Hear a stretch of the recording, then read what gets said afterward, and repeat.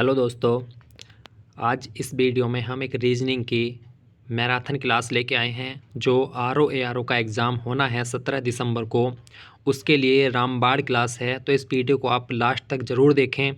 इसके बाद आप जो है 15-20 क्वेश्चन वहाँ पे इजीली आराम से कर सकते हैं जो ट्रिकी बेस्ड होते हैं, क्योंकि वहाँ अगर आपको उसका फॉर्मूला या कोई ट्रिक नहीं आती है तो वहाँ पे आप या तो उसको बहुत टाइम ले लेंगे, जिसके लिए टाइम होता नहीं है इतना, क्योंकि एग्ज़ाम में 150 क्वेश्चन है और टाइम है 2 घंटे, तो वहाँ पे इतना समय नहीं है।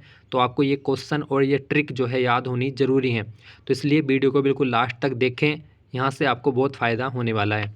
तो शुरू करते हैं। एक हमारी ये ट्रिक है बहुलक माध्य और माध्यक से संबंध। अगर आपको ये फॉर्मूला नहीं आता तो ये आप ये क्वेश्चन नहीं कर सकते, क्योंकि इसमें कोई वैसा सेंस नहीं लगा सकते हम। तो बहुलक माध्य और माध्यक में जो संबंध होता है वो इस प्रकार से होता है, 3 माध्यक इक्वल 2 माध्य प्लस बहुलक। तो 3 माध्यक बराबर 2 माध्य प्लस बहुलक के बराबर होता है। तो ये फॉर्मूला आपको याद रखना है। अब बात करते हैं बहुभुज के आंतरिक कोणों का योग निकालने के लिए जो है वो फॉर्मूले हैं कुछ। तो जैसे किसी बहुभुज की भुजा n हो, तो वहाँ पे अगर हमें उनका योग निकालना हो तो सिंपल है। अगर आपको जैसे ये 4 भुजा वाला है, आयत मान लो या वर्ग मान लो, तो इसका जो है आंतरिक कोणों का योग कितना होगा हमें पता है कि हम इस पर प्रैक्टिकल कर रहे हैं, हमें पता है इसका 360 है, लेकिन निकलेगा कैसे? तो 180 n-2 n कितना है हमारे पास? 4 भुजाएं हैं इसकी, तो 4 माइनस के 2, तो 4 में से 2 गए 2, और 180 की गुणा 2 में करेंगे तो 360। तो ऐसे आप, ये तो 4 का तो आपको पता था, लेकिन अगर 5, 6, 7, 8, 9, 10 भुजाएं तक हों, जैसे मान लो किसी बहुभुज में 10 भुजाएं हैं, तो वहाँ पे आप कैसे योग निकालेंगे? तो यहाँ पे 10 माइनस 2 करके 8 आ गया, और 8 के 180 में मल्टीप्लाई कर देंगे, तो जो उसका इंटरनल जो कोण है, आंतरिक कोण है, उसके कोणों का योग आ जाएगा। अगर प्रत्येक कोण निकालना हो तो जो टोटल योग है उसमें भुजाओं की जो संख्या है उससे भाग कर देते हैं। जैसे हमारा इसका आयत का 360 आया था, तो हमें प्रत्येक कोण निकालना, तो इसमें 4 भुजाएं होती हैं, तो 4 से इसको भाग कर दिया हमने, 90 इसका आंतरिक कोण आ गया। बाह्य कोण की बात करें तो बाह्य कोण में हम 360 से भुजा से भाग कर देते हैं। कितनी भुजाएं हैं? तो 4 9 36, तो 90 डिग्री जो है इसका बाह्य कोण आ जाएगा। विकर्ण भी अगर निकालने हों तो विकर्ण जैसे हमें इसी में निकालने हों, तो हमारी 4 भुजाएं थी, तो 4 माइनस के 3/2, 4 में से 3 गए, 1/2 से 2 कट गया 2 बार, तो इसके 2 विकर्ण होंगे। हमें पता है जो आयत होता है इसमें 2 विकर्ण होते हैं, तो हमारा आंसर भी इससे 2 आ जाएगा। अगर हमें छठभुज के निकालने हो, जैसे 6 भुजाएं हैं, तो 6 माइनस के 3/2, तो 2 तिया 6 और 3 तिया 9, तो 9 विकर्ण उसके आ जाएंगे। तो इस प्रकार से आप विकर्णों की संख्या भी इस फॉर्मूले से कैलकुलेट कर सकते हैं। तो इसी प्रकार से क्षेत्रफल निकालने का फॉर्मूला है, n यहाँ पे जो है भुजा है, और s जो है एक प्रकार की साइड की दूरी है, और कोट 180 डिग्री बटे n। तो इस फॉर्मूले से आप किसी भी बहुभुज का क्षेत्रफल निकाल सकते हैं। मूल निकालने का जो फॉर्मूला है, जो हम मूल निकालने का ये द्विघात समीकरण है, तो इसको इस वाले उससे फॉर्मूले से मूल निकाल सकते हैं। अगर हमें मूल दिए हों तो वहाँ पे हम समीकरण बना सकते हैं इस फॉर्मूले के अकॉर्डिंग। इन पे अभी हम ये खाली फॉर्मूले पढ़ रहे हैं, आगे हम सवालों की प्रैक्टिस करेंगे, तो वीडियो में लास्ट तक बने रहें। अगर हम बात करें कि 2 संख्या आपको दे रखी हैं a और b, तो उनमें और उनका जो LCM और HCF होता है, तो उनका जो रिलेशन होता है वो इस प्रकार से होता है, a इंटू बी दोनों भुजाओं का गुणा इक्वल्स होता है LCM इंटू HCF। तो लैसे इंटू में से जो होता है वो दोनों भुजाओं के गुणा के योग के बराबर होता है। सिंपल है ये भी। अगर आपको नहीं पता तो यहाँ से ही बहुत दिक्कत हो जाती है कि भिन्नों का अगर एलसीएम निकालना हो तो क्या करना होता है। तो अगर भिन्नों का एलसीएम निकालना है, जैसे कई 3 भिन्ने आपको दे रखे हैं, 2/4, 1/3, 5/6, तो इस प्रकार से आपको 3 भिन्न दे रखी है, तो इनका आपको एलसीएम निकालना है। तो सबसे पहले क्या करेंगे, तो अगर एलसीएम निकालना है तो ऊपर जो अंश है इनका हम एलसीएम निकाल देते हैं। तो ऊपर हमने अंश जो है इसका एलसीएम निकाल दिया, और नीचे जो हर हैं इनका हमने में से निकाल दिया। तो ये हमारा डायरेक्ट आंसर आ जाता है कि जो ऊपर के अंश है उनका ले से निकाल दो, और नीचे जो हर हैं उसके तीनों के, ये कितनी भी भिन्न है उनका, तो उनका निकाल दो में से। तो ये हमारा आंसर आ जाता है। अगर हमें में से निकालना हो तो ऊपर के जो अंश है फिर हम उनका में से निकालते हैं। तो जो चीज़ निकालनी हो वो अंश उसी का निकलता है, ठीक है, और नीचे जो हर है उसका हम ले से निकालते हैं। 10 टीम है। अब एक प्रश्न है, जैसे इस प्रकार से प्रश्न आते हैं कि कोई टूर्नामेंट है, वहाँ पे 10 टीम आपस में प्रत्येक मैच खेलती है, तो वहाँ पे कितने मैच खेले जाएंगे। या जैसे 10 बच्चे हैं तो वो प्रत्येक से हाथ मिलाते हैं, तो कितने हाथ मिलाए जाएंगे? तो वहाँ पे सिंपल फॉर्मूला लगता है n(n-1/2). तो जैसे 10 टीम है तो हम 1 घटा के 10 n हो गया, और 10 में से 1 घटाया 9/2, तो 10 9 90, 90 का आधा कर दिया हमने 45। तो इस प्रकार से हम कुछ भी निकाल सकते हैं। जैसे अगर 20 टीम है तो 20 × 19/2 कर देंगे तो 190 आंसर आ जाएगा। तो इस प्रकार से आप यहाँ पे निकाल सकते हैं। अब घंटे और मिनट की सुई के मध्य अगर हमें कोण निकालना हो, क्योंकि हम इसमें एक रिवीजन कर रहे हैं, हमने ये सारे पढ़ रखे हैं पहले, लेकिन लास्ट टाइम पे एग्जाम से पहले हम एक रिवीजन कर लेते हैं जिससे हमें फॉर्मूले याद रहें। तो थीटा इक्वल होता है 11/2 × मिनट माइनस 30 × हावर। तो ये एक फॉर्मूला होता है। इन पे सारे सवाल हम आगे अभी पढ़ेंगे। घंटे और सुई 1 मिनट में, घंटे की जो सुई है वो 1 मिनट में कोण कितना बनाती है? तो आधा डिग्री का कोण बनाती है। मिनट की सुई कितना बनाती है? तो 6 डिग्री का कोण बनाती है। सेकंड की सुई कितना बनाती है? तो 360 डिग्री का कोण 1 मिनट में बनाती है। दर्पण प्रतिबिंब की हम डायरेक्ट ट्रिक देखते हैं। अगर समय 1 से 11 के मध्य हो, जैसे ये है तो यहाँ पे 1 है, यहाँ पे 11 है। अगर ये वाला समय है तो हम 11:60 से घटाते हैं, जबकि ये वाला समय है बीच का कि जैसे 11 बज के कुछ मिनट हो रही हूँ या 12 बज के कुछ मिनट हो रही हूँ, तो वो 11:60 से नहीं घटेगा, इसलिए उसे हम 23:60 से घटाते हैं। तो जैसे डायरेक्ट आंसर लाना हो तो आपको 11:60 से घटा देना है और 23:60 से घटा देना है। जल प्रतिबिंब की बात करें तो जल प्रतिबिंब के लिए हमने 4 मानक तय किए हैं, जैसे 5:30, 5:90, 17:30 और 17:90। तो जैसे आपको 4:30 घटाना है तो दोनों संख्या जो है इससे छोटी होनी चाहिए। तो 30 है तो इस प्रकार से हम ये इस वाले में से नहीं घटाएंगे, इसमें से घटाएंगे। अगर 4:35 है तो भी हम इसमें से घटाएंगे। 4:25 है, 4:25 जो है हमारा इसमें से घट जाएगा तो इसमें से घटाएंगे। अगर 8:25 है तो 8:25 इसमें से जाएगा, जबकि 8 अगर 35 है तो यहाँ पे 30 से ज़्यादा हो गया 35, तो हम 8:35 इसमें से घटाएंगे। तो दोनों संख्या जो है इससे छोटी होनी चाहिए जल प्रतिबिंब निकालने के लिए। दर्पण में क्या होता है? दर्पण में अगर ये तो घड़ी की बात हो गई, अगर और किसी चीज़ का प्रतिबिंब देखना हो तो लेफ़्ट टू राइट मुड़ जाता है और राइट टू लेफ़्ट मुड़ जाता है, जबकि जल प्रतिबिंब में अप टू डाउन हो जाती है और डाउन टू अप हो जाती है चीज़ें। कैलेंडर की बात करें तो कैलेंडर पे भी सवाल देखेंगे हम अभी आगे। 100 दिन में 5 ओड डे होते हैं, 200 में 3 ओड डे होते हैं, 300 में 1 ओड डे होता है, 400 में 0 ओड डे होता है। सिंपल ईयर जो होता है जो 365 का होता है वो उसमें 1 ओड डे होता है, जबकि लीप ईयर जो है, जिसे लीप ईयर अगर हमें निकालना हो तो हम 4 से भाग करके देखते हैं। जैसे 2000, 2004, 2008, तो 4 से बिल्कुल जो इक्वल कट जाता है वो लीप ईयर होता है, वहाँ पे 2 ओड डे होते हैं। लीप पहचानने के लिए 4 से भाग करते हैं, जबकि शताब्दी को पहचानने के लिए कि अगर वो लीप है तो वो 400 से भाग हम करेंगे, जबकि वर्ष पहचानने के लिए 4 से भाग करेंगे। पासे की बात करें तो मानक पासा जो होता है वो विपरीत सतह का योग 7 नहीं हो सकता। तो जो विपरीत सतह है, मतलब जैसे एक साइड 6 है तो दूसरी साइड 1 नहीं हो सकता मानक पासे में, जबकि सामान्य पासे में ऐसा होता है 6 के विपरीत में आपको 1 मिलेगा, 4 के विपरीत में 3 मिलेगा और 5 के विपरीत में 2 मिलेगा। तो यह सामान्य पासा होता है। अगर हमें इस प्रकार से क्वेश्चन दिया हो तो हम कैसे फाइंड करते हैं? तो इस प्रकार से हम जैसे आप विपरीत उसमें निकालना है तो हम एक संख्या देख लेते हैं जो दोनों में कॉमन होती है। तो 2 इसमें कॉमन है तो हम वहीं से स्टार्ट करते हैं क्लॉक वाइज डायरेक्शन में। 2 4 1, तो 2 4 1 हमने इस तरीके से लिख लिया। यहाँ भी 2 5 3, तो 2 5 3 हमने इस तरीके से लिख लिया।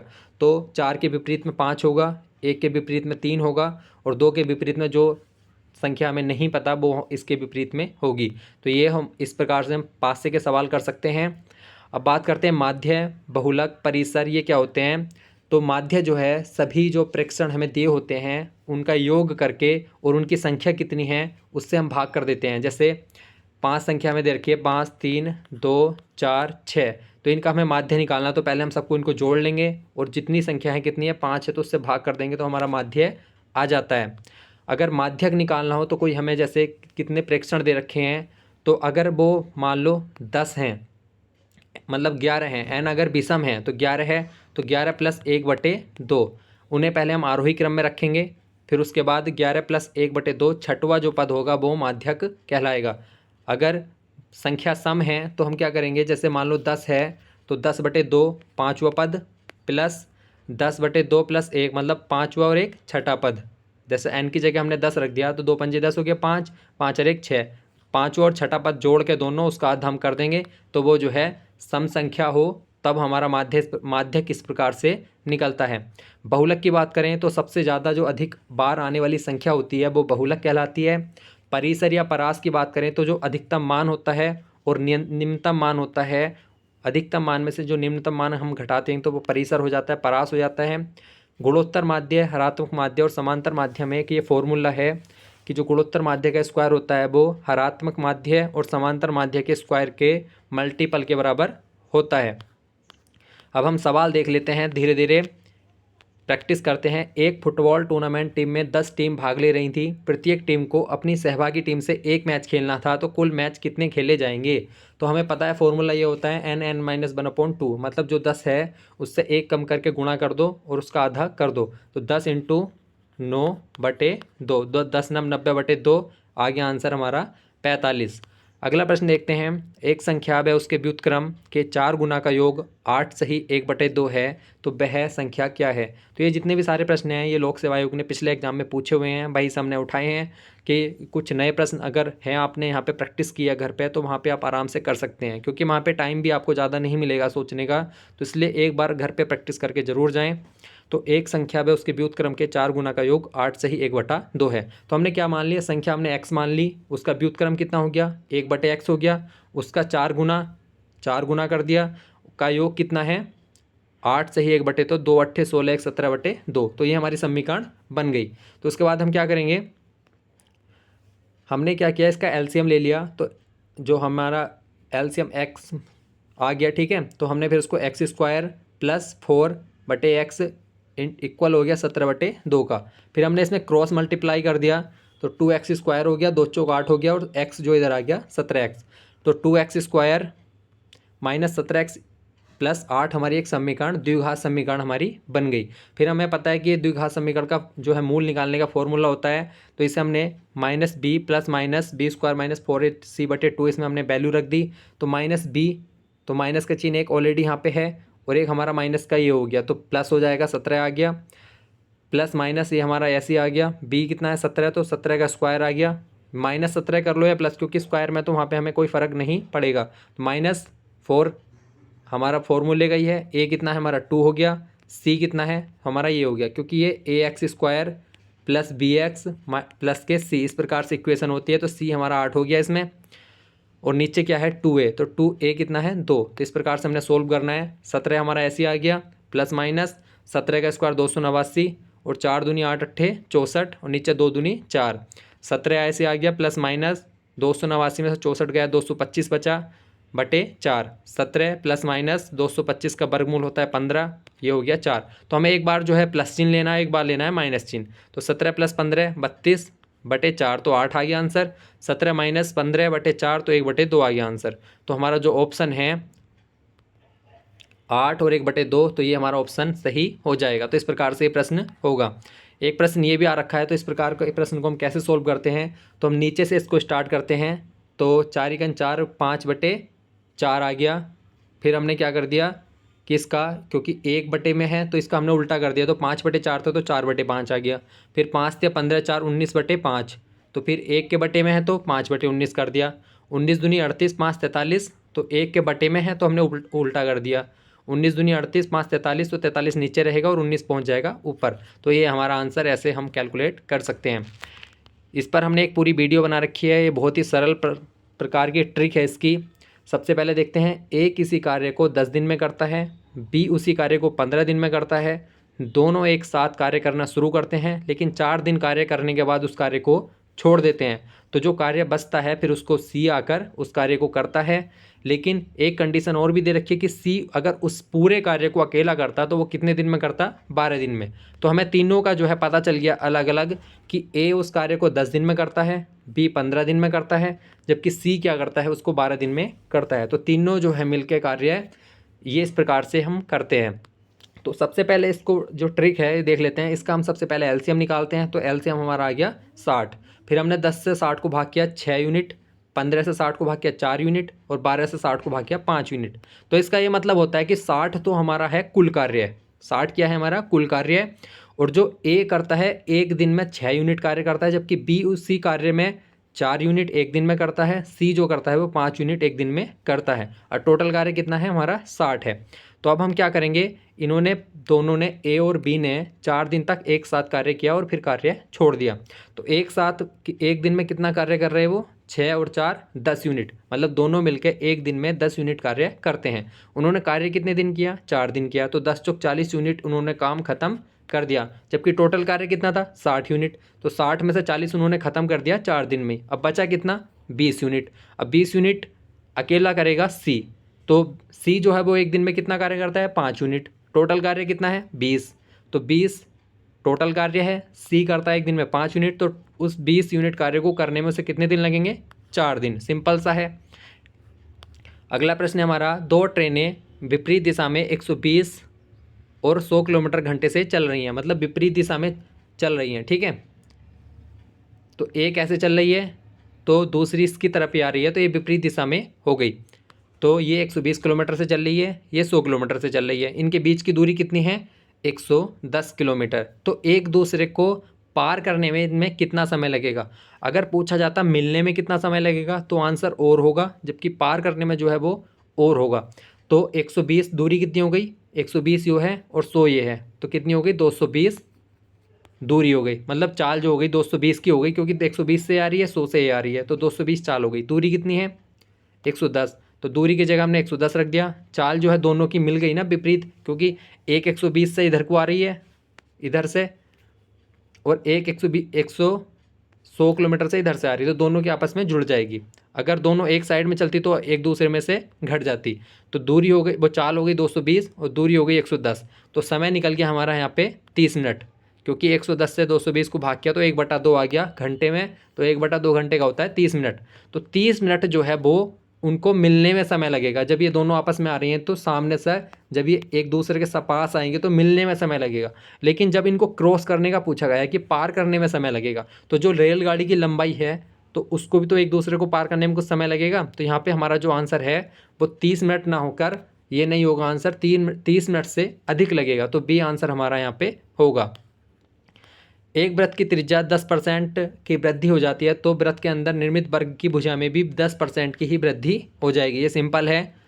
अगला है, पाई आरेख पर प्रदर्शित क्या क्या होता है, तो 100% डाटा होता है। ये कंडीशन एग्जाम में एक बार रेंजर के पेपर में आ रखा है।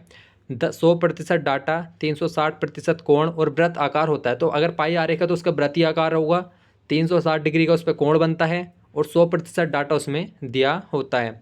भिन्न बताएं, तो इस प्रकार से प्रश्न आ जाता है, जैसे कोई ये ग्रुप होते हैं, जैसे ब्रिक्स है, तो ब्रिक्स में कौन कौन से देश हैं, तो ब्राज़ील भी है उसमें, चाइना भी है, भारत भी है, लेकिन अर्जेंटीना नहीं है, तो ये आपका आंसर हो जाएगा। तो पूछा जाता है कि इनमें से भिन्न बताइए। घड़ी में सुइयों के मध्य है 12:30 बज पर, जो 12:30 बजे हैं तो उस पर क्या कोण बनेगा। तो ये हमारा फॉर्मूला है, theta equals 11/2 into 30 minus 30 into hour. तो मिनट कितनी है 30, तो मिनट की जगह 30 रख दिया। हावर कितना है 12, तो 12 रख दिया। तो हमने इसे सोल्व किया तो 165 आया, यहाँ से आया 360, तो 195 हमारा हो गया। तो यहाँ पे दो एंगल बन रहे हैं, जैसे अगर हम इस वाले एंगल की बात करें तो ए मानते हैं इसको, जबकि इस वाले एंगल की बात करें तो ये बी मानते हैं। तो हमारा ये बी कैलकुलेट हुआ था, तो अगर हमें ए निकालना हो ये वाला, तो हम इसको 360 में से घटा देंगे, सिंपल है। अब एक प्रश्न ये भी आता है कि 4, 5, 6, 7, 8, 9, 10 इन सारी संख्याओं से भाग देने पर शेषफल 3 आए, तो ऐसी कौन सी संख्या है, ये 4 ऑप्शन हैं, तो इन सारी संख्याओं से कौन सी संख्या को भाग देने पे शेषफल 3 आता है। तो हम क्या करेंगे, सबसे पहले हम इनका एलसीएम निकाल देते हैं। तो एलसीएम अगर इस तरीके से कैलकुलेट किया, हमारा कितना आ गया एलसीएम 25, 20, तो 25, 20 हमारा 3 शेष भी बच रहा है, तो उसमें 3 हम जोड़ देंगे, तो 25, 20, तो 25, 23 हमारा आंसर हो गया। अगर इसमें ये तो डायरेक्ट 25, 20 आया एलसीएम निकल के, अगर हमारा होता जैसे 50, 40, इसका 2 गुना करके, तो 50, 43, 20 का आंसर हो सकता है, क्योंकि 3 हम उसमें जोड़ देंगे। तो अगर 2 गुना करना हो या 3 गुना करना हो तो वो भी हम इसमें करते चले जाते हैं, फिर उसमें बाद में जाके 3 जोड़ देते हैं। लेकिन ये एक बार में एलसीएम निकल के डायरेक्ट आ गया, तो हम इसमें 3 यहाँ पे ऐसे ही जोड़ देंगे। अगला प्रश्न है, ये भी पूछता कि 995 का स्क्वायर प्लस 99 का स्क्वायर कैसे निकालेंगे। तो हम इसको 1000 - 5 लिख लेंगे, इसको 100 - 1 लिख लेंगे। तो इसको हम a माइनस बी का होल स्क्वायर, तो A square plus B square minus 2ab, और इसको भी हम a माइनस बी का होल स्क्वायर से A square plus B square minus 2ab करके हम इसको फाइंड कर सकते हैं। ये इस प्रकार से क्वेश्चन पूछा हुआ है कि सीरीज़ दे रखी है और हमें यहाँ पे बताना है क्या आएगा। तो के एम क्यू एस हमें दिया हुआ था, लेकिन हमें डब्ल्यू क्या निकालना कैसे आया। तो के और एम के बीच में एक वो है अक्षर, एम और क्यू के बीच में 3 अक्षर हैं, फिर से क्यू और एस के बीच में एक अक्षर है, तो हमें यहाँ पे 3 अक्षर बीच में लिखने हैं। तो टी यू बी, ये 3 अक्षर आ गए, तो अगला अक्षर कौन सा होगा, डब्ल्यू। तो ये हमारा डब्ल्यू आंसर हो गया। इसी प्रकार से इस वाले शब्द को हम इस प्रकार से लिख सकते हैं। तो प्राइवेट को कैसे लिखेंगे, तो यहाँ पे क्या है कि जिस नंबर पे ये अक्षर आ रहे हैं उसी को हमने, जैसे अगर 13 आ रहा तो हमने उसको जोड़ के लिख दिया, तो हमें सिंगल डिजिट में लिखना है। तो एम अगर 13 तो 3 एक करके हमने जोड़ के 4 लिख दिया। आई हमने 9 ऐसे लिख दिया। एन अगर 14 पे है तो 4 और 1 मिला के हमने 5 लिख दिया। फिर 9 हमने ऐसे लिख दिया, फिर 1 हमने ऐसे लिख दिया। तो इस प्रकार से हमें लिखना है। तो इसी प्रकार से हम इसको करते हैं। पी 16 पे है तो 6 और 1 7 कर दिया। आर 18 पे तो 8 और 1 9 कर दिया। आई 9 पे है तो 9 ऐसे लिखेंगे। बी 22 पे है तो 2 और 2 4 लिख दिया जोड़ के, मतलब सिंगल डिजिट में हमें लिखना है। तो 799 41 25 हमारा आंसर हो गया। कौन सा है, 799 41 25, ये वाला आंसर हमारा सही हो जाएगा। अगला प्रश्न है हमारा कि एक वृत्त जो है वो वर्ग के अंदर बना हुआ है, तो वृत्त का क्षेत्रफल हमें दिया हुआ है 9 पाई। तो हमें यहाँ पे इस वर्ग का क्षेत्रफल निकालना है। तो वर्ग का क्षेत्रफल के लिए हमें पता होनी चाहिए भुजा, क्योंकि जो वर्ग का क्षेत्रफल निकलता है वो भुजा इंटू भुजा होता है, लेकिन हमें भुजा नहीं पता। लेकिन अगर हम वृत्त का व्यास का पता कर लें तो हमें एक भुजा इसकी पता चल जाएगी। तो वृत्त का क्षेत्रफल होता है 9 पाई। तो हमने क्या किया, वृत्त का क्षेत्रफल पाई आर स्क्वायर इजिकल टू रखा 9 पाई के। तो पाई से पाई कैंसिल, आर स्क्वायर बराबर 9, तो आर की वैल्यू आ गई हमारी 3। मतलब यहाँ से यहाँ तक त्रिज्या कितनी हो गई, 3। तो व्यास कितना हो जाएगा इसका, 3 और 3 6। तो अगर हमें एक भुजा पता चल गई 6, तो 6 इंटू 6 कितना हो जाएगा हमारा 36 वर्ग का क्षेत्रफल। अगला प्रश्न है हमारा, ए और बी टंकी के को क्रम से 12 मिनट और 18 मिनट में भरते हैं। दोनों को एक साथ खोल दिया, लेकिन 4 मिनट बाद ए को बंद कर दिया, तो शेष टंकी जो है वो बी कितनी मिनट में भरेगा। तो ये सेम वही है, वर्क एंड टाइम वाली कंडीशन इसमें भी अप्लाई होती है कि ए भरता है 12 मिनट में और बी भरता है 18 मिनट में। तो 12 और 18 का हमने एलसीएम लिया तो 36 लीटर। इस प्रकार से हम इसको मान सकते हैं कि टंकी जो है वो 36 लीटर की है। और 12 या 36, तो 3 लीटर जो है वो 1 मिनट में भरता है। ए जो है वो 3 लीटर 1 मिनट में भरता है। 18 दूनी 36, 2 आया, तो बी जो है वो 2 लीटर 1 मिनट में भरता है। अब यहाँ से हमें पता चलता है कि 4 मिनट बाद ए को बंद कर दिया। तो 4 मिनट तक ए और बी हमने साथ चलाए थे, तो 1 मिनट में दोनों मिलके कितना लीटर भर रहे हैं, 3 और 2 5 लीटर। दोनों को हमने साथ में चलाया 4 मिनट तक, तो 5 चौक 20 लीटर हमारा भर गया। तो अब हमने क्या कर दिया, ए को बंद कर दिया, लेकिन 20 लीटर हमने भर दिया, तो कितने लीटर बचा हमारा, 16 लीटर। लेकिन ए तो अब बंद हो गया, तो अब खाली बी चलेगा। तो बी 1 मिनट में कितना भरता है, 2 लीटर। तो 16 लीटर कितनी मिनट में भरेगा वो, 2 अट्ठे 16, 8 मिनट में ये बी वाला उसको शेष जो बची हुई टंकी है उसको भर देगा। अब ऐसी डायरेक्शन वाले सवाल आते हैं। इस प्रकार से दिया होता है कि कोई व्यक्ति है, पहले 30 किलोमीटर नॉर्थ में जाता है, फिर उसके बाद 40 मीटर पश्चिम दिशा में जाता है, फिर से बाएं मुड़कर दक्षिण दिशा में जाता है, फिर से 50 मीटर उत्तर दिशा में जाता है। तो प्रारंभिक स्थान से कितनी दूरी पर है, तो यहाँ से जो है ये 10 मीटर आपको बचा हुआ है, तो सिंपल सा है। इस प्रकार से डायरेक्शन के क्वेश्चन आते हैं, आराम से आप कर सकते हैं। ये इस प्रकार से था कि जो ए है वो फ़ोटो में किसी महिला को देख के कहता है कि उसकी जो बहन है उसके पिता और उसके व्यक्ति के जो दादा हैं उसके इकलौते पुत्र हैं। तो ये रिलेशन वाले क्वेश्चन भी आप आराम से कर सकते हैं। ये सीरीज है। इस प्रकार में इस क्वेश्चन में ये पूछा था कि ऐसे कितने संख्या हैं 7 की जिससे पहले 6 तो आता है लेकिन बाद में 4 नहीं आता। तो 7 से पहले यहाँ पे 6 आ रहा है लेकिन यहाँ पे 4 नहीं है, तो एक संख्या ये हो गई। यहाँ पे 7 से पहले 6 आ रहा है लेकिन बाद में 4 नहीं आ रहा, तो एक संख्या ये हो गई। लेकिन यहाँ पे 7 से पहले 6 तो आ रहा है लेकिन बाद में 4 आ रहा है, तो ये वाली नहीं होगी। तो 2 संख्या जो है हमारी ऐसी हो गई। तो इस प्रकार से प्रश्न आते हैं। अब ये वाला है कि a प्लस बी जो है वो प्रेजेंट करता है बी ए का भाई है। a क्रॉस बी जो है वो बी ए का पति है। a माइनस बी जो है वो बी की माता ए है, तो ए और भागा जो बी है वो बी के पिता ए है। तो इस प्रकार के प्रश्न भी आते हैं। तो यहाँ से हमें इस वाली सीरीज में बताना है कि पी को टी की नानी इंगित करता है। तो पी को टी की नानी इंगित करता है, तो 3 कंडीशन बननी है। एक तो पी होगा, फिर उसकी माता होंगी, फिर उसकी नानी होंगी। तो इसको हम सबसे पहले देखते हैं। तो यहाँ से हम सबसे पहले देखते हैं कि जो पी है तो उसकी माता जो हैं वो कौन हो सकती हैं। तो ये इस वाली उसमें देखते हैं, सारी सेम कंडीशन दे रखी हैं। तो जो माता वाली कंडीशन है ये है, तो इसमें a माइनस बी है, तो b की माता a है। तो हमारा जैसे r माइनस टी है, तो t की माता r हो गई, t की माता r हो गई। फिर q भागा r है, तो a भागा b है, तो इसमें b के पिता a हैं, तो r के पिता कौन हो गए, q। और गुणा का चिन्ह है, तो गुणा में क्या है कि b जो है वो a का पति है, तो q जो है वो p का पति हो गया। तो यहाँ से सिंपल है, t की माता हो गई r, t की माता हो गई r हो गई, ठीक है। फिर r के जो पिता हो गए वो q हो गए, और q की जो पत्नी हो गई वो हो गई p। तो यहाँ से इस लड़के की माता की जो ये माता हो गई, तो ये हो गई सीधा नानी। तो b वाली जो कंडीशन है वो सही हो जाएगी। अब यहाँ से एक प्रश्न ये है, इसकी हमने ट्रिक भी बता रखी थी आपको। 14/33, 42/55, 21/22 का हमें लैसे निकालना है। तो लैसे के लिए हमने क्या कहा था कि अंश का हमें लैसे निकाल देना है, और जो हर है उसका हमें मैं से निकाल देना है। अगर लैसे पूछा जाता है, अगर मैं से पूछा जाता है तो हम फिर हम अंश का मैं से निकाल लेंगे और हर का लैसे निकाल लेंगे। तो ये वाली कंडीशन हम इसमें अप्लाई करते हैं। तो जो 14, 42, 21 है, हमने इसका क्या किया, लैसे निकाला, तो हमारा आ गया 42। जबकि 33, 55, 22 का हमने में से निकाला, तो हमारा आ गया 11। तो सिंपल है, अंश का लैसे निकाल दिया 42 आ गया, हर का में से निकाल दिया 11, तो ये वाला आंसर हमारा हो गया। पुत्र पिता पुत्र की आयु की वर्तमान आयु 5:1 का अनुपात है, तो 12 वर्ष बाद अनुपात 3:1 होगा, तो वर्तमान आयु का योग क्या होगा।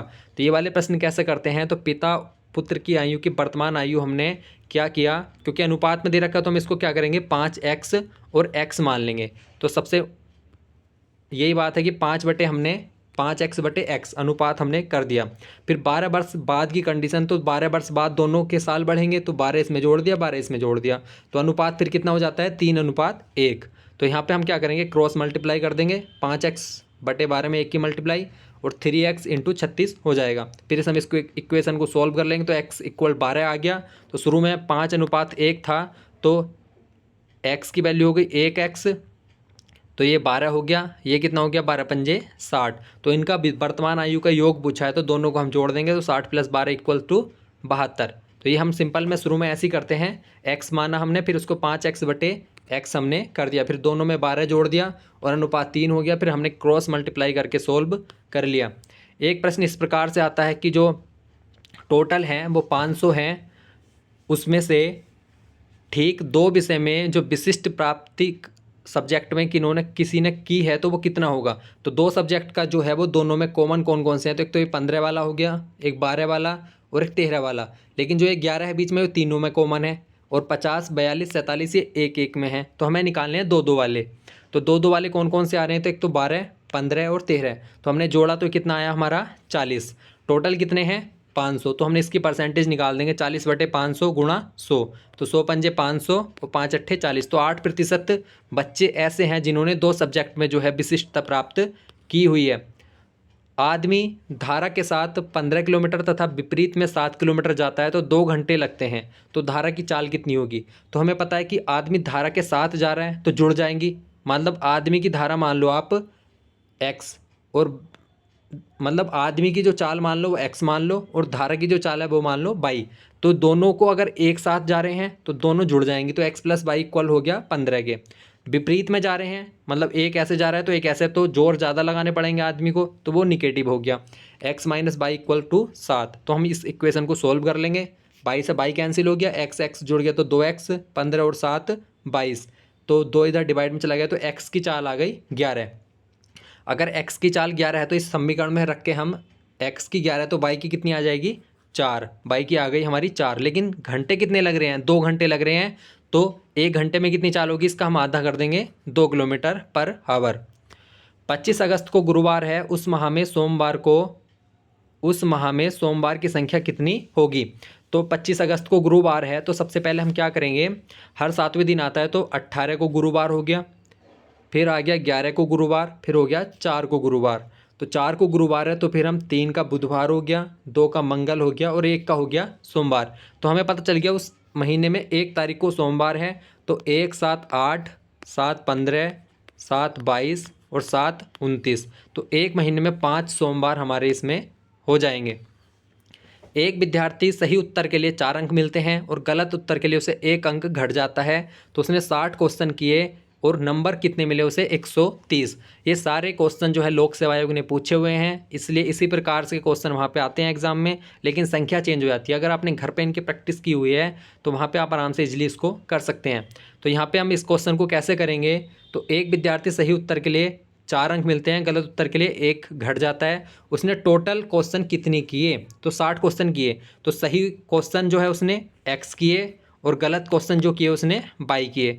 तो दोनों मिला के क्वेश्चन कितने किए, 60 क्वेश्चन। तो हमने x + y इक्वल्स क्या कर दिया, 60, क्योंकि सही वाले x हैं और गलत वाले y हैं, तो दोनों मिला के उसने 60 क्वेश्चन किए थे। अब उसको सही पे कितने अंक मिल रहे हैं, 4, गलत पे कितना घट रहा है उसका, 1। तो हमने मतलब सही क्वेश्चन x थे तो उसमें 4 अंक मिले तो 4 से गुणा कर दी, घट कितना रहा है, तो 1, तो -1 हो गया, तो -22 आ गया। टोटल अंक कितने मिले उसे, 130, तो इक्वल में 130 आ गया। अब इस इक्वेशन को सोल्व करना है, खाली 22 से y कट गया, 4x और 1x हो गया 5x, इन दोनों को जोड़ा 190 आ गया। x की संख्या हो गई हमारी 38। इसको आप ऑप्शन से भी कर सकते हैं, अगर आपको ऐसे नहीं हो पा रहा तो 38 की मल्टीप्लाई करेंगे 4 में तो कितना आ गया, 152 आ गया, ठीक है। और गलत क्वेश्चन कितने किए उसने, 22, तो 22 पे अगर 1 अंक घट रहा है तो कितने बचेंगे, 22 क्वेश्चन इसमें से घटा देंगे तो 22 नंबर, तो बचेगा 130, जो उसका आंसर हमारा पता है कि 130 हमारा यहाँ पे था। तो आप ऐसे मिलाने के लिए भी इसको कर सकते हैं।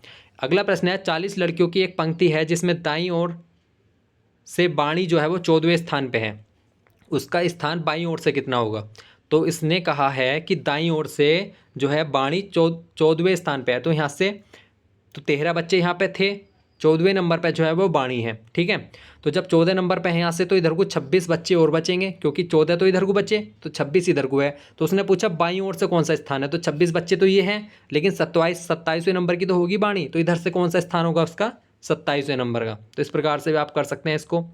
यहाँ पे इस फॉर्मूले पे भी प्रश्न आया हुआ है एग्जाम में कि किसी बंटन का बहुलक 28 है, माध्य का 30 है, तो समांतर माध्य कितना होगा। हमें फॉर्मूला पता है, 3 माध्य का बराबर होता है 2 माध्य प्लस बहुलक।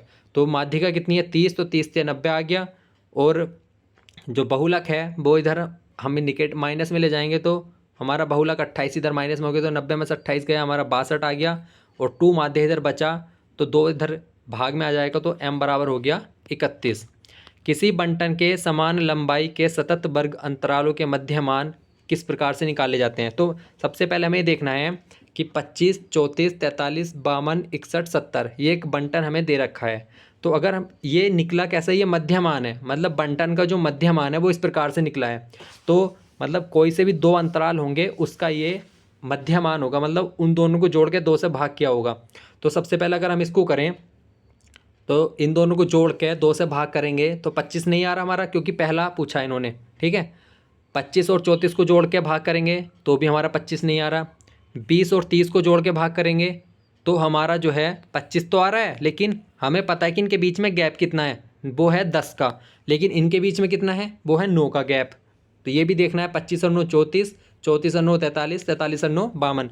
तो ये वाला हमारा फिर गलत हो जाएगा, लेकिन इस वाले को जोड़ेंगे तो 30 और 20 50, तो हमारा आ गया 25, लेकिन इनके बीच में भी गैप कितना है, वो है 9 का, जो हमारे बंटन का भी गैप है। तो ये वाला आंसर हमारा सही हो गया। 7:15 पर एक घड़ी के घंटे एवं सुई के बीच का कोण कितना होगा। इस वाले फॉर्मूले में डायरेक्ट रख दो। मिनट कितनी 15 और घंटे कितने हैं 7 है, तो इसको सोल्व किया तो 82.5 और 3 7 21 210, 210 में से इसको घटा दो तो 127.5 आंसर हमारा हो गया। अगला प्रश्न है, a/b की पावर x-1 है और b/a की पावर x-3 है, ये भी आ रखा है एग्जाम में। तो हम क्या करेंगे, a/b है तो इसको भी a/b बनाएंगे हम। तो हमने a/b तो ये है ही, लेकिन हम इसको उल्टा करेंगे तो जो ऊपर वाली चीज़ें हैं वो जो प्लस की है वो माइनस हो जाएगी, माइनस वाली प्लस हो जाएगी। तो a/b बनाया तो हमने x-3 था, लेकिन ये 3 - x हो जाएगा, तो अंदर की चीज़ें कॉमन है तो हम घात को जो है फिर इक्वल रख सकते हैं। तो x माइनस 1 इक्वल किसके हो जाएगा, 3 माइनस एक्स के, माइनस का x इधर आगे 2x हो जाएगा प्लस का, और जो -1 है इधर जाके हो जाएगा 4, तो x की वैल्यू आ गई हमारी 2। षटभुज के प्रत्येक कोण का मान व विकर्णों की संख्या ज्ञात करें। तो ये हमें बताया हुआ है पहले कि जो प्रत्येक कोण निकालना हो वो 180 n-2 से निकालते हैं। योग हमारा पता है कि ये होता है, फिर हम इसको अगर प्रत्येक कोण निकालना तो n से भाग कर देते हैं, और विकर्णों की संख्या निकालनी हो तो ये वाला फॉर्मूला है n(n-3/2). तो यहाँ पे जहाँ भी आपको n दिखे वहाँ पे 6 रख दीजिए, बाकी सारे आंसर आपके आ जाएंगे। 6 में से 2 गया 4 आ गया, बटे 6 रख दिया हमने, तो इसको सोल्व किया, 6 18 30 चौका 120, तो प्रत्येक कोण 120 आ गया। सभी कोणों का योग 180, 6 में से 2 गया 4, तो 18 चौक 72 720 आ गया। क्योंकि षटभुज है ना तो 6 रखना पड़ेगा हमें, ठीक है। विकर्णों की संख्या है तो n की वजह का 6 रख दिया, और n-3 तो 6 - 3 बटे 2, 2 तिया 6, 3 तिया 9, तो इसमें षटभुज में विकर्ण कितने हो जाएंगे, वो हो जाएंगे 9 विकर्ण। तो ये फॉर्मूला आपको डायरेक्ट रखना है। अब कैलेंडर से अगर पूछा जाता है कि 15 अगस्त 1947 को क्या दिन था, तो इसमें हमने क्या करना है, 1947 है तो हम इसको 47 वर्ष छोड़ के 1900 लिखेंगे, ठीक है। तो 1600 प्लस 346 हमने अलग कर दिया, क्योंकि 47वें जो साल है 1946 के बाद जो 1947 हुआ है उसके तो 15 अगस्त तक ही पहुंचा है वो, तो उसको हम अलग से निकालेंगे, तो हमने 1946 लेना है इसमें। तो 1600 हमें पता है कि 400 में ओड डे 0 होते हैं, तो जो 400 का गुणन बनाना है हमें, तो 400 दुनिया 800 या 1200 800 1600, तो 1600 में भी ओड डे हमारा 0 ही होगा। 300 में हमें पता कितना ओड डे होते हैं, तो 1 होता है, तो यहाँ पे 0 हो गया, तो यहाँ पे 300 की ओड डे हमने 1 लिख दिया। अब आता है हमारे 46 दिन, 46 दिन नहीं सॉरी 46 साल। तो 46 साल में क्या करना है कि 46 साल में जो है हमें लीप ईयर भी पता करने हैं, तो 4 से भाग देंगे हम, क्योंकि अगर 2000 फिर उसके बाद 2004 2008 इस तरीके से होता है तो हम 4 से भाग दे लेते हैं। तो 4 से अगर हमने 46 को भाग दिया तो कितनी बार जा रहा है, 11 बार, तो उसमें 11 लीप ईयर होंगे। फिर साल बचेंगे कितने, 46 में से 11 गया हमारा 35 होंगे सिंपल ईयर, और 11 होंगे हमारे लीप ईयर। तो एक लीप ईयर में 2 ओड डे होते हैं हमें पता है, जबकि सिंपल ईयर में कितने होते हैं, 1 ओड डे होता है। तो 11 दूनी 22 हमारा यहाँ पे आ जाएगा, और 35 जो है सिंपल ईयर, तो 35 मल्टीपल 1 हो गया, तो हमारा 35 यहाँ पे आ गया। तो 0 + 1 + 11 दूनी 22, और 35 हमारा ये हो गया। तो हमारा 35 22 57 और 1 58, तो 58 दिन तो ये हमारे हो गए। अब 15 अगस्त तक हम दिन कैलकुलेट करेंगे कितने हो गए, तो 15 अगस्त तक जो है हमारे 227 दिन बैठ रहे हैं। तो 227 में हम जो है 58 जोड़ देंगे तो कितना आएगा हमारा 285। 285 को हम 7 से भाग करेंगे तो हमारा 5 शेष बचेगा, क्योंकि 7 से भाग करते हैं, 5 शेष बचेगा। फिर हम क्या करते हैं, मंडे से शुरू करते हैं, Monday Tuesday Wednesday Thursday Friday Saturday Sunday, तो पाँचों हम 1 2 3 4 5, तो फ्राइडे हमारा आंसर होगा। इसी प्रकार से आप ये भी कैलकुलेट कर सकते हैं कि 26 जनवरी 1950 को क्या दिन था, तो कोई सा भी क्वेश्चन जो आप इस ट्रिक से कर सकते हैं। अब माध्य का हमने बता दिया था आपको, सभी प्रेक्षण का योग बटे प्रेक्षण की कुल संख्या, माध्य किस वाले फॉर्मूले से। अब एक फॉर्मूला हम यहाँ पे सवाल इन क्वेश्चन पे देख लेते हैं। एक टीम ने फुटबॉल के 10 मैचों में निम्नलिखित गोल किए, तो 10 मैचों में एक फुटबॉल की टीम ने ये वाले गोल किए। तो सबसे पहले हम इनको आरोही क्रम में रखते हैं। माध्य निकालना हो तो सबको जोड़ दो, फिर जितने भी वो हैं अंक वो लिखे हुए तो उससे भाग कर दो, ये हमारा माध्य आ गया। माध्य चूँकि n सम है तो n सम है तो n/2, तो 10/2 पाँचवीं संख्या, तो पाँचवीं संख्या कौन सी, 1 2 3 4 5, पाँचवीं संख्या है 3। फिर n/2 5 + 1, तो छठी संख्या भी 3 ही है, तो 3 + 3/2, ये हो गया हमारा 3 आंसर। अगर इसमें होती 11 संख्या तो डायरेक्ट हमारी छठी संख्या जो है वो माध्यक हो जाती। बहुलक क्या है, बहुलक सबसे ज़्यादा संख्या 3 आ रही है, इसमें 3 संख्या 4 बार आ रही है तो बहुलक 3 हो गया। परिसर क्या है, सबसे बड़ी संख्या कौन सी है, तो 5 है, सबसे छोटी कौन सी है 0, तो 5 में 0 घटा देंगे, हमारा परिसर हो गया। तो ये अब देख लेते हैं समांतर माध्य गुणोत्तर माध्य, ये इस प्रकार से निकालते हैं। ये हमारा फॉर्मूला हमने पहले बता रखा था, गुणोत्तर माध्य का स्क्वायर इक्वल होता है हरात्मक माध्य का स्क्वायर और समांतर माध्य का स्क्वायर। नहीं, इसमें स्क्वायर नहीं है, पीछे भी थोड़ा गलत उसको देख लेना, स्क्वायर नहीं होता इसमें।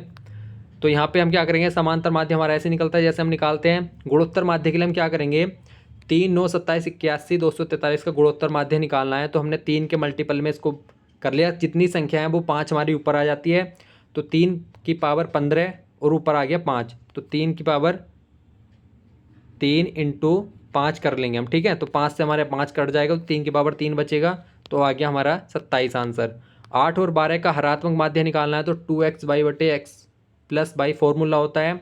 तो 2 इंटू एक्स हो गया 8, बाई इंटू 12 हो गया, और x प्लस बाई हमने जोड़ दिया तो 20 हो गया। तो ये हमारा हो गया हरात्मक माध्य। अगर इसमें पूछा जाए कि जो रिलेशन है GM गुणोत्तर माध्य 16 दिया हुआ है और जो समांतर माध्य है वो 32 दिया हुआ है, हरात्मक माध्य हमें निकालना है, तो जो गुणोत्तर माध्य का स्क्वायर होता है वो हरात्मक माध्य और समांतर माध्य के गुणा के बराबर होता है। तो 16 गुणा 16 32 हमारा इधर आ जाएगा, तो हरात्मक माध्य हमारा यहाँ से 8 आ जाएगा। तो ये हमारे जो प्रश्न थे, ये जो हमने स्टार्टिंग में बताया था हरात्मक माध्य के स्क्वायर समांतर माध्य के स्क्वायर, ये स्क्वायर नहीं होते इसमें, आप इसको एक बार सही कर लेना। गुणोत्तर माध्य का स्क्वायर इक्वल्स होता है हरात्मक माध्य इंटू समांतर माध्य। तो ये वाले जो है प्रश्न है हमारे। अगर इस प्रकार के प्रश्न दिए हों तो वो हम कैसे कैलकुलेट करते हैं, जैसे अंडर रूट में इस प्रकार एक्स की सीरीज़ दी हो, तो यहाँ पे अगर माइनस का चिन्ह है तो हम n+1 का फॉर्मूला यूज करेंगे, आंसर हमें n+1 का यूज होगा। और यहाँ पे अगर प्लस है तो हमारा n+1 का यूज होगा आंसर में। तो सबसे पहले क्या देख लेते हैं इसका एक एग्जाम्पल भी। तो 20 हमारा यहाँ पे दिया है लेकिन चिन्ह है हमारा माइनस का, तो हम इस प्रकार से गुणा करते हैं, जैसे एक संख्या है उसकी अगली संख्या से गुणा करके हमारा 20 आ जाए, तो 4 इंटू 5 करके हमारा जो है इसमें गुणा करके हमारा आ गया, मतलब इसे हमें n+1 की फॉर्म में बनाना है। तो 4+1 जो है हमारा इस फॉर्म में ये बन गया। तो अब यहाँ पे आंसर कितना हो जाएगा हमारा n, क्योंकि निगेटिव का चिन्ह आ रखा है तो कम संख्या वाली आंसर हो जाएगा, 4 आ गया हमारा आंसर यहाँ पे। अगर हमारा यहाँ पे प्लस है तो यहाँ भी हम इसी प्रकार से बनाएंगे इसको, 4+1 के रूप में, लेकिन यहाँ पे आंसर कितना होगा हमारा n+1 वाला, तो 4+1 हमारा आंसर होगा 5। अगर माइनस का चिन्ह है तो आंसर हमारा n वाला होगा, और प्लस वाला चिन्ह है तो n+1 होगा आंसर हमारा। लेकिन हमें फॉर्म में उसी में बनाना है कि n और n+1 से गुणा करके हमारे अंदर की संख्या आ जाए। तो यहाँ पे हमने 4 रखा, तो यहाँ पे n+1 5 रखेंगे, तो 4 पंजे 20 हमारा अंदर का आंसर मिल जाएगा। अगला प्रश्न देखते हैं।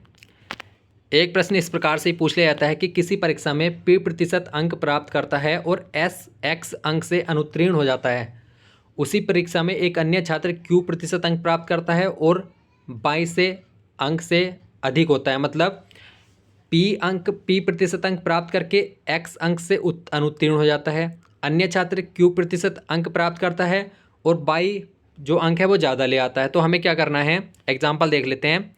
किसी परीक्षा में एक छात्र 32.2% अंक प्राप्त करता है और 28 अंकों से फेल हो गया, उसी परीक्षा में अन्य छात्र 45% अंक प्राप्त करता है, 36 अंक से पास हो गया। तो जो गैप है वो हमारा 45 और 32.2 के बीच का वो कितना है, 5 और 7 5 12.8 का गैप है, ठीक है। तो हम सबसे पहले क्या करेंगे, 100 बटे जो नीचे हमारा कितना गैप है, तो 12.8 का गैप है, इनटू में जो इक्वल आ जाएगा हमारा, दोनों अंक कितने हैं, एक तो 28 अंकों से पहले फेल हुआ, फिर 36 अंकों से पास हुआ, तो 36 और 28 को यहाँ पे हम जोड़ देंगे, 4 64, ठीक है। तो यहाँ पे हम क्या करेंगे अब,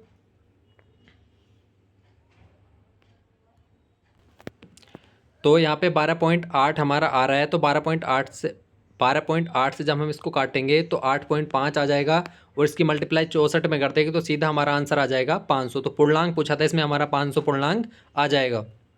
एक इस प्रकार के प्रश्न पूछे जाते हैं कि A लीटर मिश्रण में किसी एसिड की प्रतिशत मात्रा x% है, तब इसमें कितना पानी मिलाया जाए कि एसिड की प्रतिशत मात्रा y% हो जाए। तो यहाँ पे हम सीधा क्वेश्चन देखते हैं। 15 लीटर मिश्रण में एल्कोहल की 40% मात्रा है, तब इसमें कितना पानी मिलाया जाए ताकि एल्कोहल 25% रह जाए। तो ए जो है वो हमारा कितने लीटर का मिश्रण है, 15, तो हमारा 15 यहाँ पे आ गया।